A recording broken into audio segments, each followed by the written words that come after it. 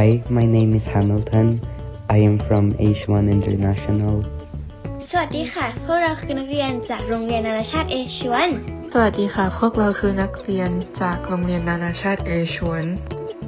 วันนี้พวกเราจะมานำเสนอโปรเจกต์สิ่งประดิษฐ์ที่มีชื่อว่าระบบเตือนภัยคลื่นลมแรงอัตโนมัติด้วย Arduino ค่ะโดยปกติหากมีคลื่นลมแรงตามชายหาดเจ้าหน้าที่รักษาความปลอดภัยหรือไลฟ์การ์ดจะต้องเดินไปปักธงเตือนนักท่องเที่ยวด้วยตัวเองซึ่งเป็นงานที่ต้องทำตลอดวันและอาจมีความเสี่ยงในสภาพอากาศที่ไม่แน่นอน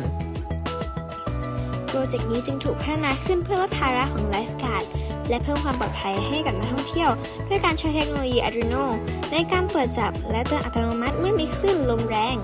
เราใช้บอร์ด Arduino Uno ร่วมกับเซ็นเซอร์ตรวจจับความเร็วลมและหลอดไฟ LED สำหรับแสดงสถานะตัวเซ็นเซอร์จะตรวจจับแรงลมหากมีค่ามากกว่า 20 กิโลเมตรต่อชั่วโมง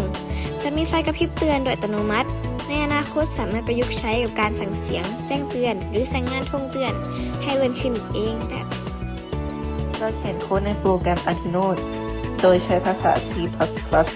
โค้ดจะสั่งให้ Arduino อ่านค่าเซ็นเซอร์ตลอดเวลาถ้าค่าที่ได้เกินกว่าระดับความปลอดภัยระบบจะเปิดไฟเตือนทันทีต่อไปนี้คือตัวอย่างการทดลองระบบเมื่อเราจำลองความเร็วลมสังเกตว่า